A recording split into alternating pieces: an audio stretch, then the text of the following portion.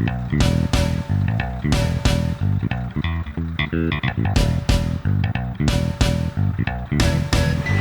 ikka on mant.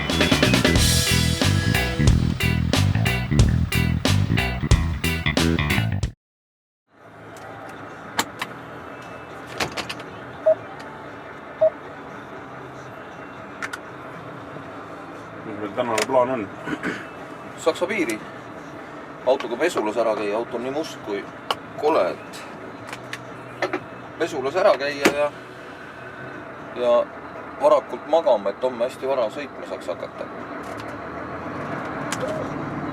Öösel tuli siuke vihm, et ma mõtlesin, et muupun ära autos. Aga õnneks katus peab. Praegu on taevas selge ja enam ei soe. Taevas on jah, tähed on väljas ja 9 kraadi on sooja ja tipp-topp. Pime on veel natuke, aga varsti läheb valgeks ja väga äge. On minna Saksamaa poole, Prantsusmaa poole. Homme hommikul juba paneme Saksamaal kooruma, hakkame vaikselt otsast maha jaotama.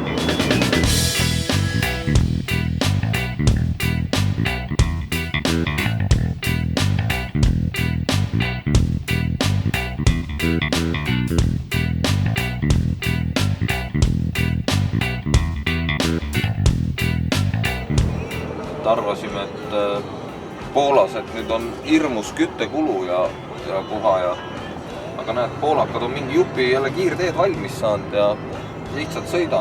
Natuke veel remondivad siin, aga tõenäoliselt on see kohe valmis.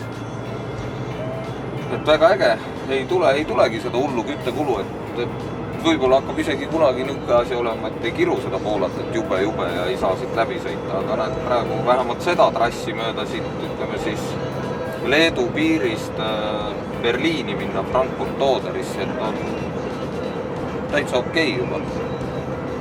Aga teisi piire kirutakse küll, nii et maapõhja esialgu veel, aga eks nad arenevad järjest. Aga selle Poolaga on see asi ka, et vahest on nii, et kui tee saab valmis, nad teisest otsast hakkavad remonti männa. Vaatame, kuidas neid seekord välja kukub. Teeme mingi 10 aasta pärast uuesti saate ja vaatame, mis siis on.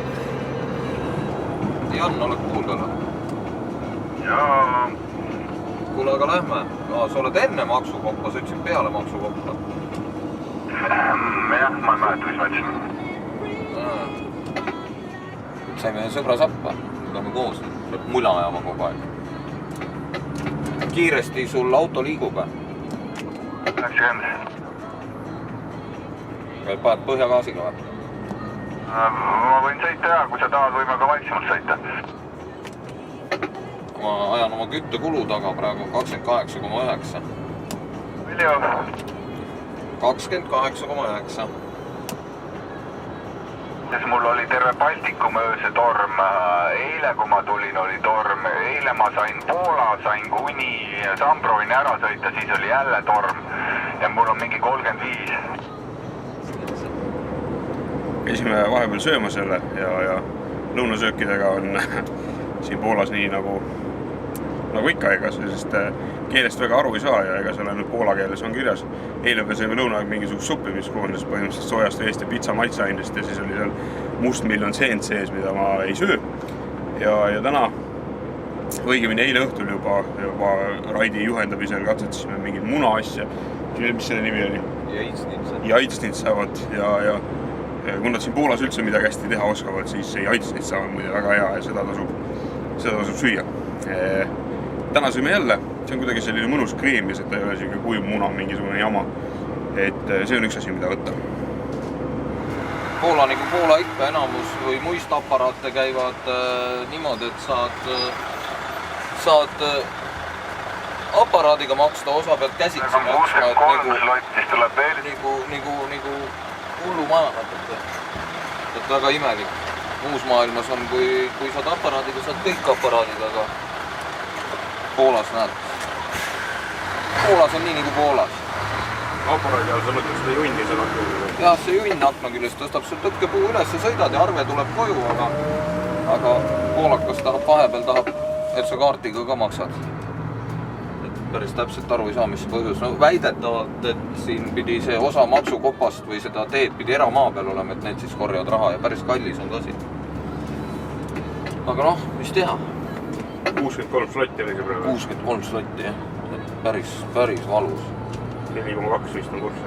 4,2 on kurs, jah. Ja seda tuleb nüüd 3 korda. Et kunagi oli olnud niimoodi, et Poolas on teemaks, siis Euroliit oli neil pannud mingi veto peale, et ei tohi nagu topelt võtta maksu veel mingi maksukoppade näol, aga siis ega poolakas loll ei ole. Poolakas ütles, et see on eramaa ja tegi ikkagi nüüd jälle siis, et maksad nagu seda terves riigis teemaksu ja siin maksad veel eraldi. Veel juurde natuke. Ja meil Eestis ei maksa keegi teemaksu peale eestlaste, kes maksavad raskeveoki maksu. Ma pean siin lihtsalt kõrvalistujana mainima, et see läbi Poola sõitmine mööda seda kiirteed on tegelikult suhteliselt kuiv tegevus või no suhteliselt ei olegi õige, see on ikka täiesti kuiv tegevus, et põhimõtteliselt sõidad läbi riigi niimoodi, et sa näed ainult neid halle ja sinakaid müratõkkeid. Aga noh, nüüd just läks mööda silt, mis näitas, et 311 kilomeetrit oli Berliinini veel ja nüüd millegipärast sai need otsa, et nüüd hakkab natukene juba loodust ka nägema, et äkki läheb huvitavamaks. Rait siin kõrval pehib paberitega ja pobiseb oma ette ja mõtleb, millal mingisuguseid peatuspause teha ja ma pean tunnistama, et see on ka suhteliselt müstiline asi minu jaoks. Me peaks seisma jääma reedel, peaksime 24 tundi pausi tegema. Aga nüüd ma katsungi nagu kuidagi kokku panna selle asja, et mismoodi sõita, et paneks mingid kohad maha ja jääks kuskilt seisma, teeks pausi vahele niimoodi, et reed on igal juhul vaja tööd teha, sellepärast, et reed on vaja koorem peale korjata, mille koju tagasi tulla, aga ma pean siis enne reedet kuidagi suutma selle 24 tundi pausi siia vahele ehitada, nii et kellelgi valus ei ole, kõik töö saab ka tehtud.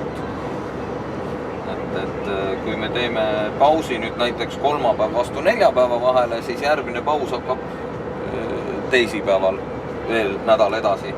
Et see oleks nagu hea, kui reede saame koorma peale, hakkame tulema, siis jõuame täpselt koju ja saame kodus teha. Kui me nüüd mingil põhjusel ei saa nii teha, siis võib juhtuda niimoodi, et võtame reedel koorma peale.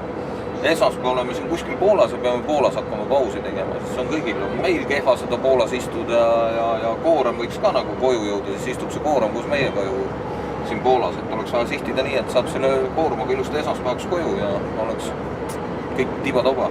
Õudne kabetamine on. On jah, aga mis teha, see käib selle asja juurde. Et võid tuimalt ka sõita, et panen kõik maha ja istun maha ja helistan ekspediitorile, et kõik seo, et ma pean seisma ja kui ma pean reede 24 tundi seisma ja reede sõita ei tohi, see tähendab seda, et ma saan pikalt seista, siis saan alles esmaspäeva liikuma, sest laupäeva ei tee keegi midagi.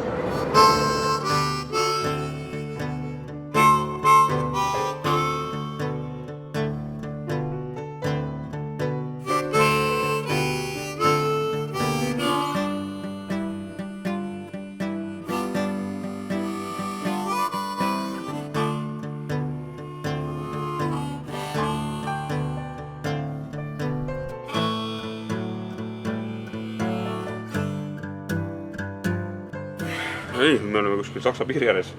Siit on mingi mõnikümmend kilti minna. Piiri on mingi 15 kilti, ei ole nii palju, 10 kilti. Aga täna ei saa Saksa? Ei saa jah, pühapäev ja siis pühapäev sõidu keelt, õhtu kell 11 saab. Okei. Ja siis tegelikult tähendab seda, et kui praegu on kohalik kell 3:01 minutit, siis me läheme magama. Peaks minema, aga katsu sa magada keset päeva. Ja. Aga 12 siis midagi teha, tuleb startida.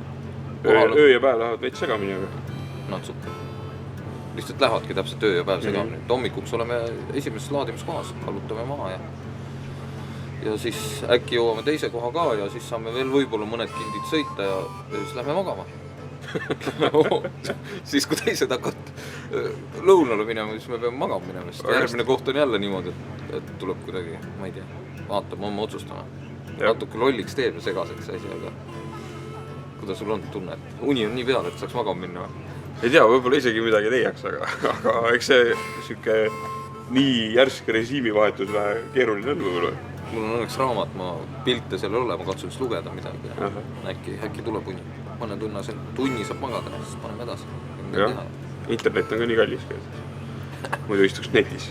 Vaataks Facebooki, mis toimub. Vaataks Facebooki ja siis hakkaks kell 12 sõitma ja siis täpselt siis hakkaks sõitma, kui niisugune tunne, et nüüd võiks magama. Nojah. Aga õnneks siin on veel poiss, et lähme mitme autoga. Saab mula ajada ja see ei ole nii raske see asi. Väga hästi. Täpselt nii kaua ongi raske, nii kaua kui valgeks hakkab minema. Ja siis see valgeks minemise hetk on kõige hullem ja siis kui läheb valgeks, siis on juba okei, siis saab täitsa. Nojah, selge. Et ma isegi mõtlen, et paneme kõva 4 tundi sõitu, siis teeme äkki tund aega und ja siis ärkame üles, siis on valge ja siis on lihtsalt sõita. Nojah, mul on ükskõik. Ma istun kõrval. Targema plaani hetkel ei tule.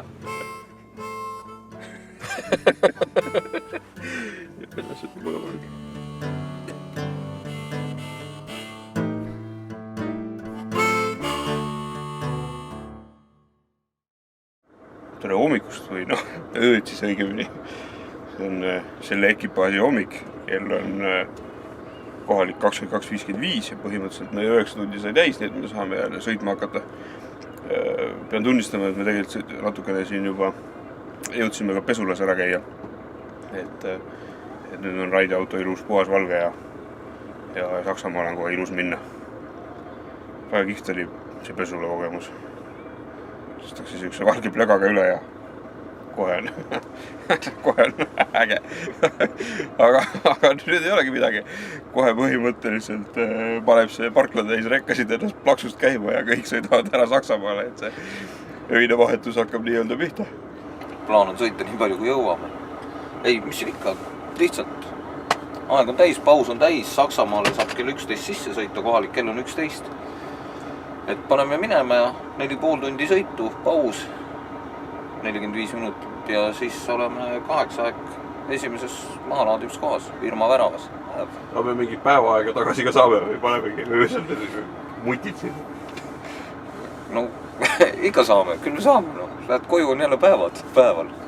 Ei, saab ikka, eks ta kuidagi vaikselt loksub ikka paika, sellepärast, et koorumid maha laadid ja peale laadid öös ei saa, need käivad ikka päeval, et lõpuks lähed vägisi päeva aega tagasi, et midagi teha ei ole. Aga kui koju sõit jälle hakkab kuskilt, saad õhtu hilja peale, siis on koju on alati kiire ja siis sõidad jälle nii palju kui seadus lubab ja muudkui põrutad ööd ja päevad. Kuskil me peame selle 24-tunnise peatusega tegema ju. Sealt raiskame päeva ära põhimõtteliselt. Jah, kuskil meil tuleb teha, me peame vägisi seisma ja eks me vaatame seda töö käigus, et kus me täpselt teeme selle.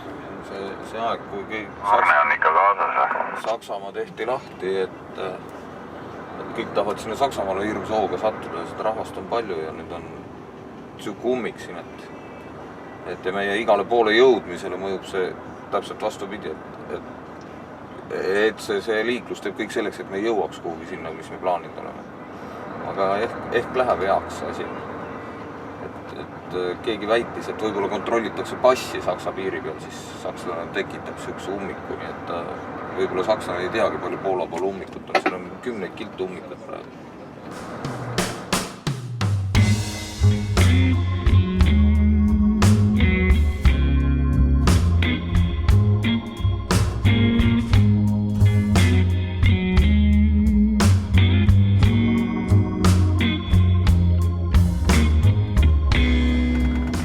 Siin on kurvid, võetakse maha üks veokite rida, eks ta siit hakkab tulema. Ja Rait, minu arust on see maailma kõige ökonoomsem lõik, et siin on betoon-tee ja tõenäoliselt on kõõrdetegur siin niivõrd väike ja puud on tee ääres ja tuult ei ole, et elu sees kusagil mujal ei saa nii väikest küttekulu kui selle lõigu peal siit Berliinini.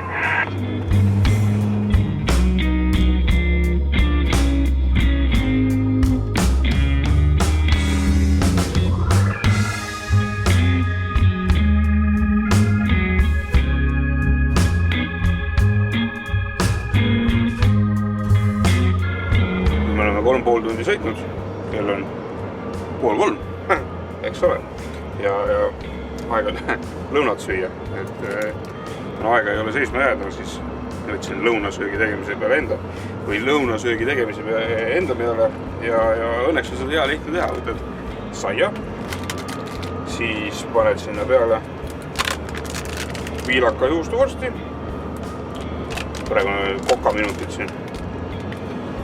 Ja siis paned siia peale veel ka juustud. Ja iseenesest ongi lõunased tehtud. Peale jood natuke mingit vedelikku, et see kõik alle läheks. Ja niisama lihtne ongi. Tegelikult meil on vist sõita veel mingi tund või poolteist ja siis me peame niikuinii seisma jääma. Jah, et siis võib-olla sööme veel natukene, aga praegu on siuke seis, väljas on pime. Kohati on liiklus hästi õre ja siis kui satume kuskil linna juurde, siis läheb jälle tihedamaks. Et siuke ta on, et siin praegu väljas midagi filmida ei ole, kõik tee ääred vilguvad ainult neid tuulegeneraatoreid. Aga muud näha ei ole, jah. Ma pean tunnistama, et Rait silmad ikka vilguvad peas veel, nii et magama pole veel jäänud. Et kui silmad ära kustuvad, eks me siis nügin teda.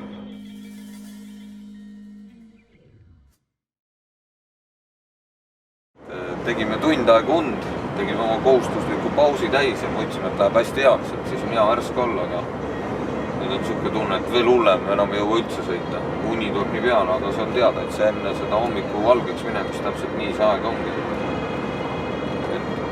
Et nüüd plaanime, et peab 1 tunni veel magama. Muidu jõuagi äkki kohale. Mina jõuaks, väind see jõuab.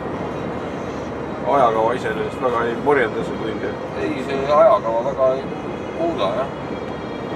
Lihtsalt nihkub tund aega edasi kõik see asi.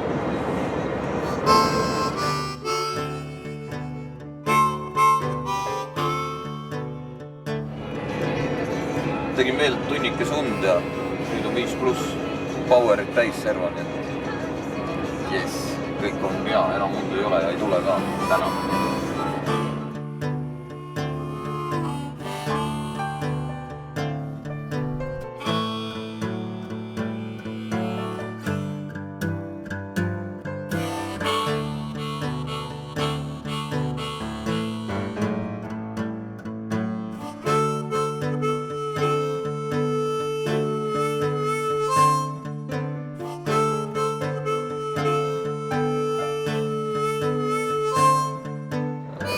24 kilomeetrit veel, siis oleme esimeses laadimiskohas ja see on samas lähedal mingi kilomeeter maad on teine laadim või paar kilti vahet on teine laadimiskoht ja siis on meil praktiliselt tööpäev läbi täna hommikul öö otsa sõitnud ja siis teeme 9 tundi pausi ja sõidame järgmises laadimiskohta, siis oleme ööse kuskil 1 või niimoodi oleme järgmises laadimiskohas ja jälle 9 tundi pausi ja siis oleme ilusti päevases graafikus hakkab tööpäev ilusti pihta nii nagu